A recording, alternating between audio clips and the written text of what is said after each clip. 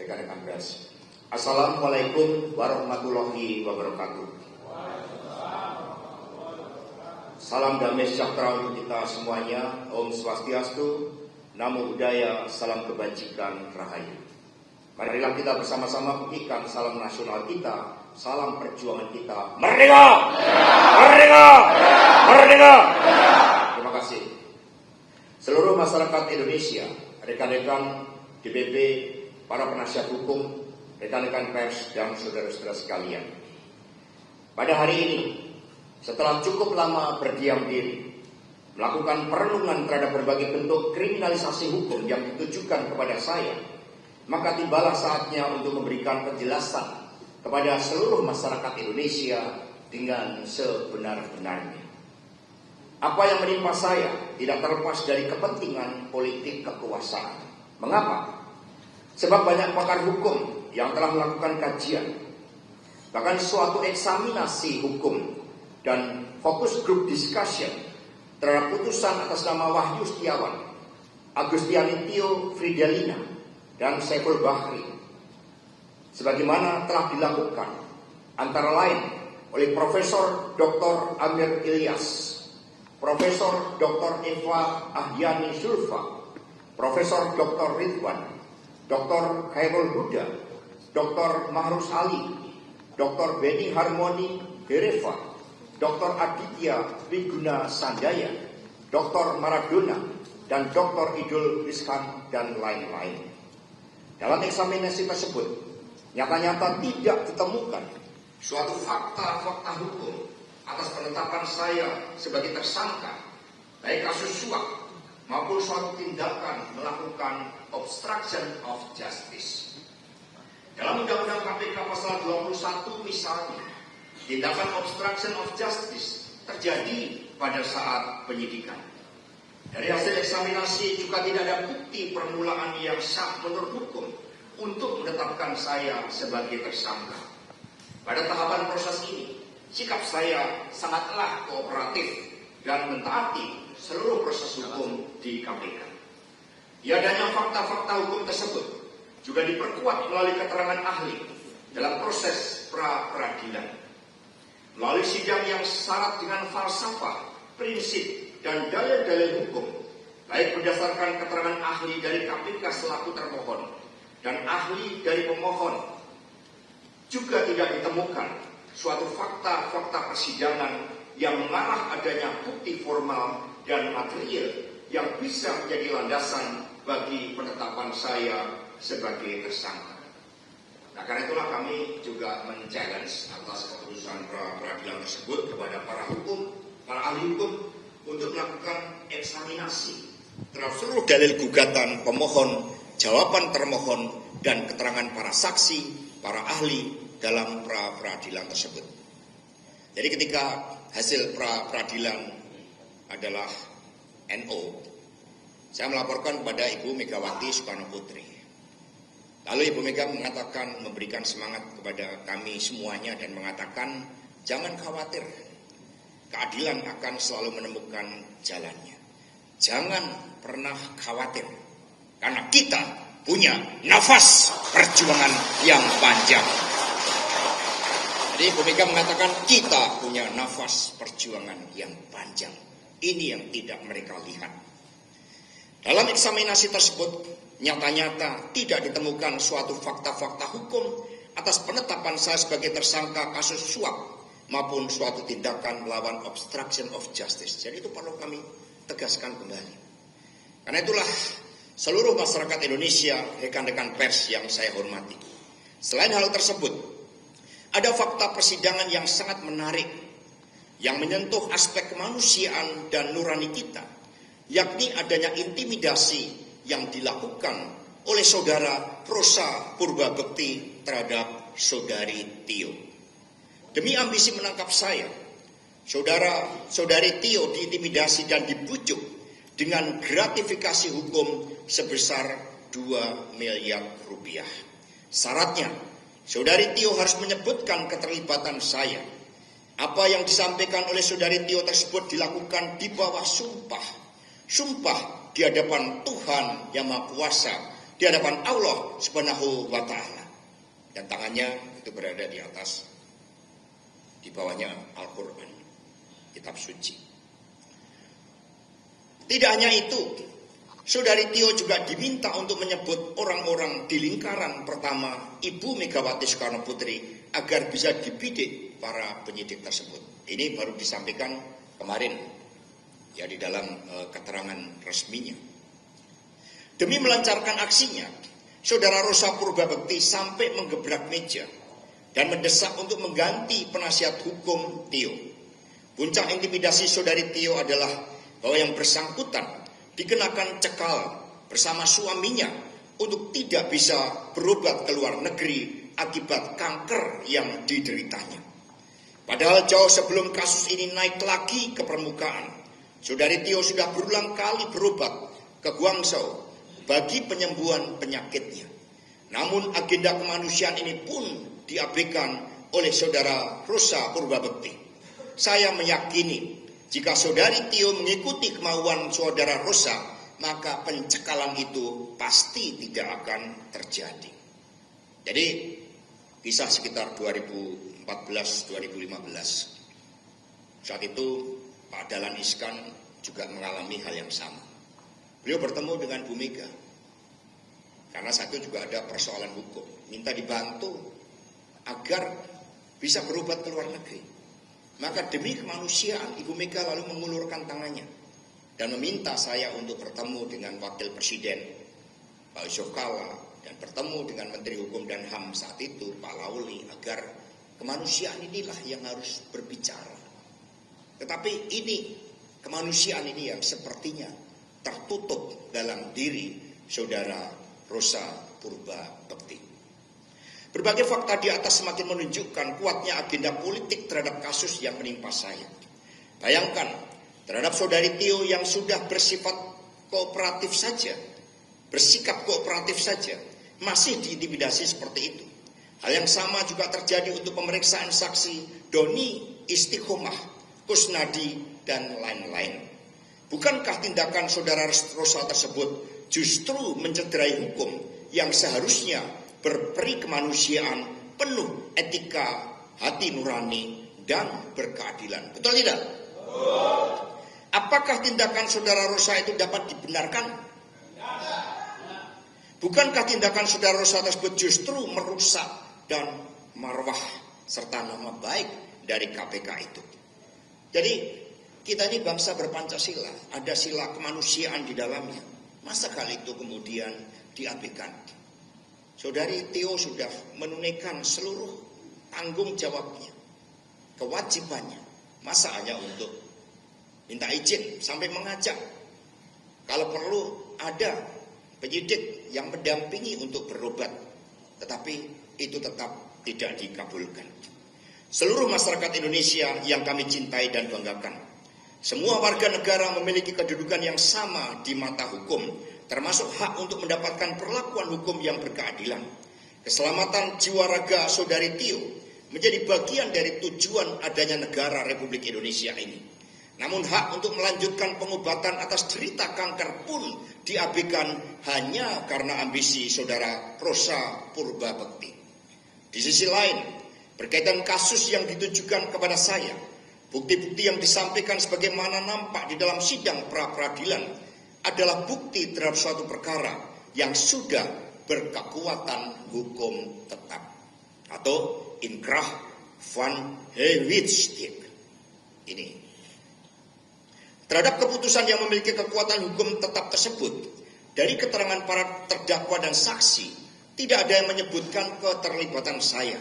Namun sepertinya mau dipaksakan ada sumber dana yang berasal dari saya. Sekali lagi kami tegaskan bahwa perkara tersebut sudah inkrah, sanksi pidananya sudah dijalankan dan tidak ada amar putusan pengadilan yang menyebutkan keterlibatan saya. Lalu mengapa proses tersebut kembali diulang? Kecuali dalam amar keputusan ada. Jadi keputusan yang berlanjut. Dari keterangan saksi para ahli pidana dan hukum acara pidana sangat jelas terhadap pernyataan ini. Jadi tidak ada keterlibatan saya. seluruh masyarakat Indonesia yang taat pada hukum di Republik ini. Itulah proses kriminalisasi yang dilakukan secara terbuka. Perlu kami sampaikan bahwa guna mendapatkan keadilan dan sebagai hak yang dimiliki oleh setiap warga negara Republik Indonesia yang sah, serta berdasarkan pertimbangan seluruh penasihat hukum, termasuk yang hadir di sini, akhirnya kami memutuskan untuk kembali mengajukan pra-peradilan. Dalam proses ini, KPK yang menjunjung tinggi hukum seharusnya menghormati proses pra-peradilan ini. Namun yang terjadi adalah bahwa saudara Rosa Purbabekti tetap memaksakan kehendaknya untuk memeriksa saya. Ini adalah sikap yang justru tidak menghormati institusi pengadilan dan mekanisme hukum yang berkeadilan. Saya berharap sebagai bagian dari institusi penegak hukum, sudah sepatutnya kalau KPK menghormati proses pra-peradilan yang sedang kami lakukan. KPK harus memastikan penegakan hukum yang berkeadilan. Jadi rekan-rekan masih mencatat ketika Ibu Megawati mengajukan amicus curiae. Di situ Ibu menyampaikan tentang pentingnya simbol Dewi Keadilan. Matanya tertutup, memegang timbangan dengan pedang untuk menegakkan keadilan itu dengan benar sesuai dengan hati nuraninya.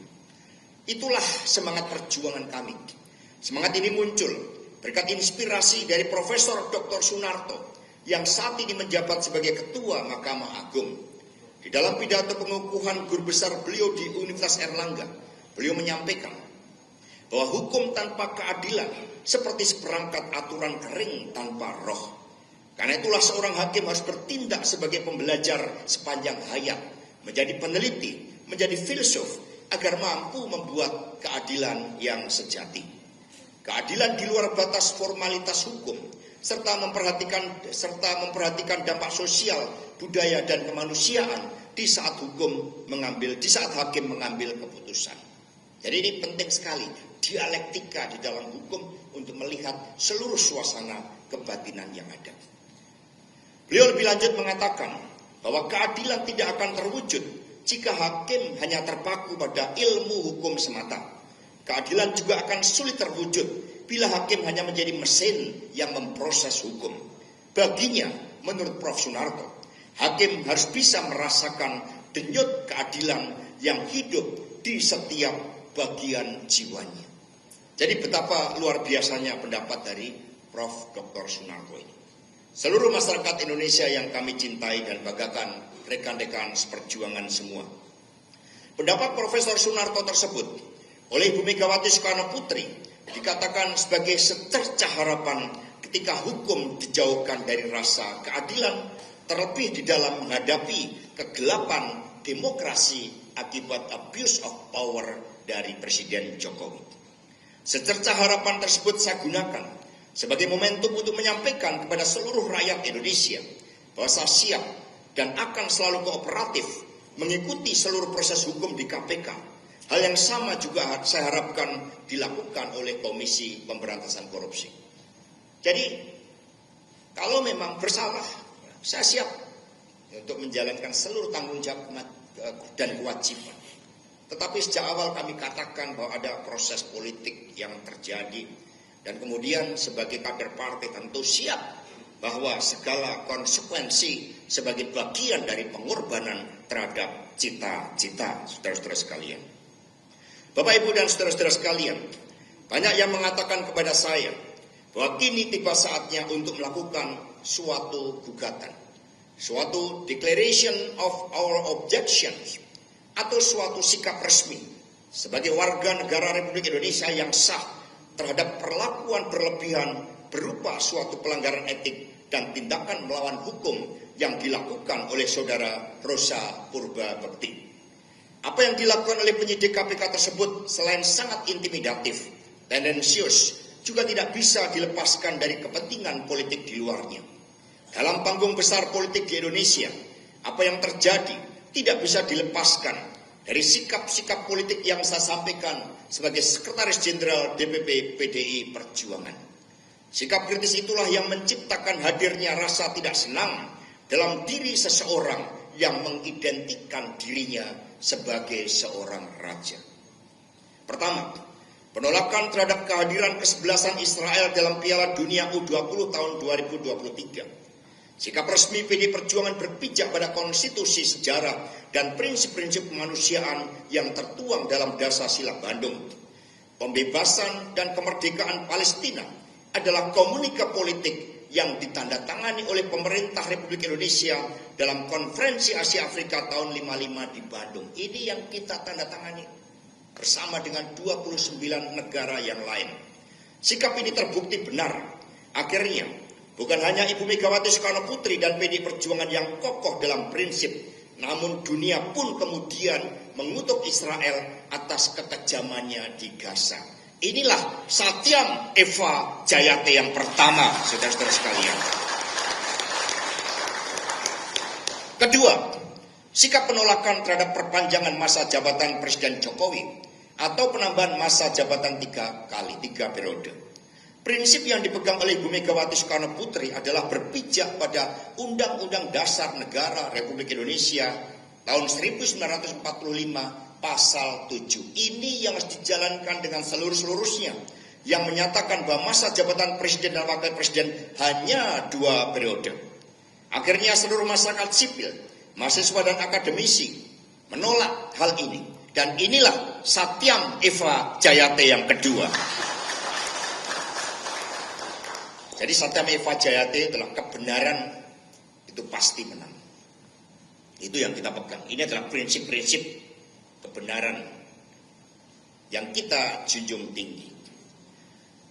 Yang ketiga, ketika konstitusi dikebiri dan demokrasi terancam mati melalui keputusan MK nomor 90 tahun 2023, inilah abuse of power dengan menggunakan hukum dan diduga penuh dengan intimidasi dan penggunaan kekuatan kapital akibat campur tangan Presiden Jokowi dan Ketua MK saat itu Anwar Usman. Sikap tegas Ibu Megawati Soekarno Putri terjadi karena ketaatan pada peraturan perundang-undangan. Apa yang terjadi di MK ini akhirnya tercatat sebagai titik paling gelap dalam sejarah demokrasi Indonesia. Dan inilah Satyam Eva Jayate, sebab konstitusi itu memiliki roh. Dan sekiranya itu dilanggar melalui abuse of power, maka bisa menciptakan krisis. Kita yang tidak menginginkan itu, maka kita juga akhirnya berproses, meskipun itu semua adalah prosedural. Keempat, masyarakat Indonesia mencatat bahwa di dalam Pilpres dan Pileg tahun 2024 serta Pilkada 2025, berbagai penggunaan mesin politik yang bukan partai politik kembali terjadi. PD Perjuangan menyampaikan begitu banyak catatan gelap atas praktek demokrasi prosedural yang berwatak otoriter populis ini. Masyarakat mencatat begitu masif intimidasi yang dilakukan terhadap kepala desa, anggota legislatif, jurnalis, tokoh-tokoh pro-demokrasi, para pengusaha hingga kepala daerah. Bahkan bujuk rayu melalui bansos pun dilakukan untuk membius kesadaran rakyat. Ini berita di salah satu media nasional hari ini. Korupsi kepala desa yang kemudian ini menjadi alat sandera. Terhadap berbagai penyalahgunaan bansos ini, pada tanggal 8 Februari yang lalu, Jenderal TNI Purnawirawan Luhut Binsar Panjaitan menyatakan bahwa dari 500 triliun dana bansos tersebut, hampir separuhnya atau 250 triliun yang sampai ke masyarakat. Inilah penyalahgunaan keuangan negara dalam proses elektoral. Ini yang seharusnya juga menjadi perhatian. Hadirin dan seluruh masyarakat Indonesia yang kami cintai dan banggakan, PD Perjuangan sangat menghormati KPK. KPK punya misi mulia untuk memberantas korupsi dan menegakkan akhlak bangsa. KPK didirikan oleh Presiden Megawati Soekarno Putri bukan untuk dengan wajah yang seperti saat ini. KPK seharusnya fokus untuk menangani kasus-kasus korupsi besar seperti illegal logging, kemudian tambang-tambang ilegal, judi online, narkoba dan lain-lain yang diduga banyak melibatkan aparatur negara. PD Perjuangan dan seluruh rakyat Indonesia akan memberikan dukungan penuh terhadap KPK jika benar-benar memberantas korupsi pada kasus-kasus yang merugikan keuangan negara. Saya bukanlah pejabat negara. Tidak ada kerugian negara terhadap kasus yang ditujukan kepada saya ini. Namun mengapa tidak hanya ditarget, kemudian proses-proses sampai melanggar HAM pun dilakukan oleh saudara Rosa Purba Bekti yang menggunakan KPK bagi kepentingan sempitnya. Karena itulah pada kesempatan ini saya bertanya, siapa yang berada di belakang penyidik saudara Rosa tersebut? Sehingga institusi KPK pun sepertinya kasus-kasus yang lain, dan kemudian ini yang sudah inkrah kembali diproses lagi dengan mengabaikan hukum acara pidana yang ada. Saudara-saudara sekalian, seluruh rakyat Indonesia yang kami cintai dan banggakan, sekiranya kami tidak diajarkan mencintai tanah air Indonesia, mencintai persatuan Indonesia, dan menghormati pemerintah negara yang saat ini dipimpin oleh Presiden Prabowo Subianto, maka berbagai skenario perlawanan pasti dilakukan. Ini banyak yang memberikan masukan kami. Namun kami percaya pada kekuatan etika moral, hati nurani, dan kebenaran. Ketika peristiwa kuda tulis saja di kantor ini, kami menempuh jalan hukum, apalagi untuk urusan ini. Jadi percayalah, kita taat sepenuhnya pada jalan hukum. Sekiranya perlawanan semesta dilakukan, jadi kalau mau ngikutin emosi, sekiranya perlawanan semesta dilakukan, pasti akan mengguncangkan. Namun kami tidak memilih jalan itu. Kami diajarkan oleh Bu Mega politik perdamaian, politik yang bukan hiruk pikuk. Kami lebih memilih perlawanan melalui jalan hukum. Kami diajarkan untuk menghormati pemerintahan Presiden Prabowo, meskipun posisi politik kami adalah penyeimbang. Namun demi keberpihakan pada kepentingan rakyat, bangsa, dan negara melalui DPR RI, karena keputusan di DPR itu diambil bersama-sama, banyak kebijakan strategis yang diberi dukungan oleh fraksi PDI Perjuangan DPR RI. Itu sikap kita. Maka kita tidak menjadi oposisi. Kita penyeimbang. Kita tidak ada kader yang kita tugaskan dalam jajaran menteri. Kita hormati seluruh kapasitas leadership dari Presiden Prabowo. Kita ikut bertanggung jawab di dalam menjaga stabilitas politik negara yang beliau pimpin. Kita ikut berjuang membangun masa depan negeri dengan penuh rasa cinta terhadap tanah air, sebagaimana juga menjadi semangat dari Presiden Prabowo.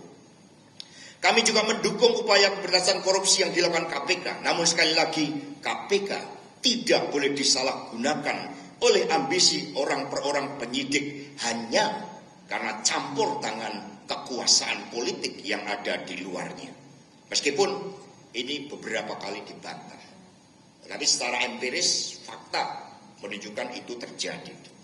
Oleh karena itulah, Bapak Ibu dan saudara-saudara sekalian, kami mohon doanya pada hari Rabu tanggal 19 Februari 2025 besok, tim hukum PD Perjuangan akan mengadukan saudara Rosa Purba Bekti ke Dewan Pengawas KPK atas tindakan pelanggaran etik dan kesewenang-wenangan yang telah dilakukan. Ini mohon buat teman-teman pers, sikap kami ini bukanlah untuk melawan KPK. Sekali lagi, sikap ini bukanlah untuk melawan KPK. Ini di garis bawah. Sikap kami ini justru menjaga marwah KPK agar kembali pada misi utamanya. Sikap kami adalah dukungan nyata pada KPK dengan seluruh jajarannya. Jadi agar kita juga tidak dibenturkan. Karena itu Ibu Mega yang melahirkan.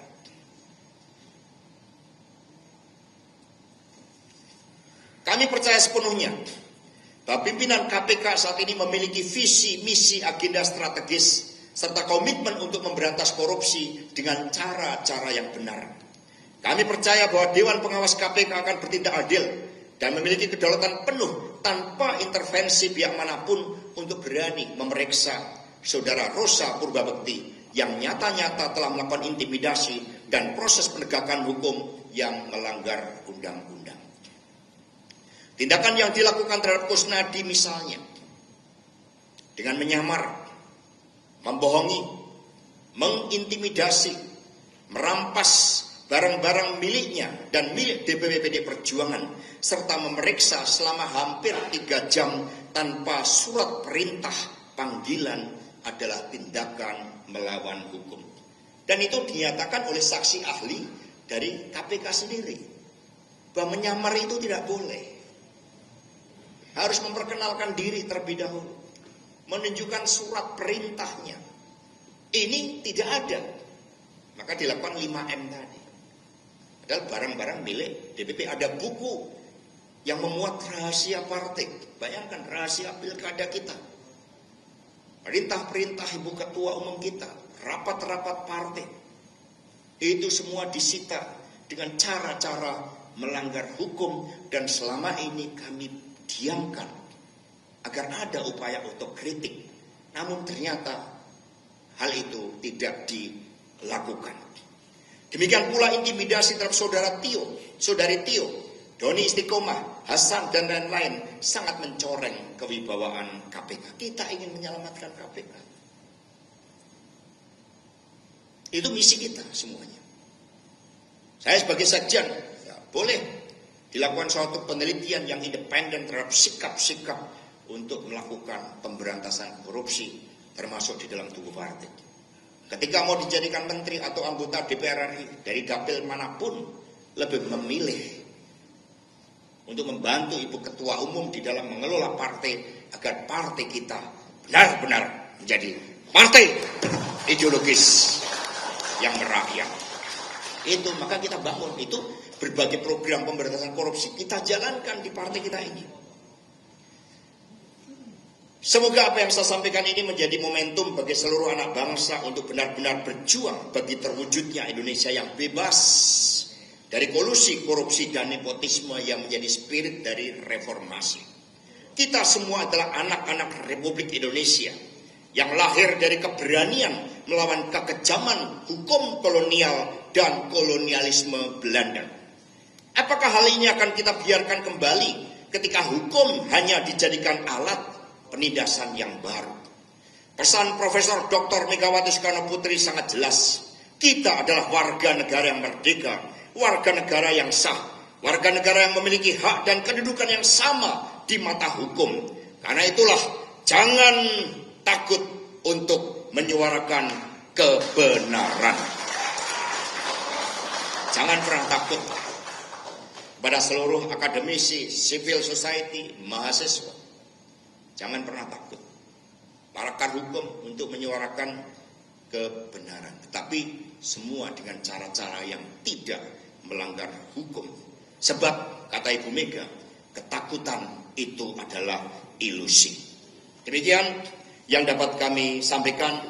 Terima kasih kepada rekan-rekan pers atas seluruh perhatiannya, dan mohon doa restunya agar seluruh ujian-ujian ini dapat kami jalani dengan sebaik-baiknya, dengan penuh kesungguhan hati. Apabila di dalam proses ini ada hal yang kurang berkenan, kami mohon maaf. Kami tidak bermaksud untuk membuat gaduh dalam situasi politik ini. Kami ingin membangun suatu stabilitas politik agar rakyat bisa merasakan negara benar-benar hadir. Terima kasih. Wassalamualaikum warahmatullahi wabarakatuh. Shalom. Om Santi Santi Santi Om Rahayu. Terima kasih. Merdeka! Merdeka! Merdeka! Saya kembalikan kepada saudara Roni.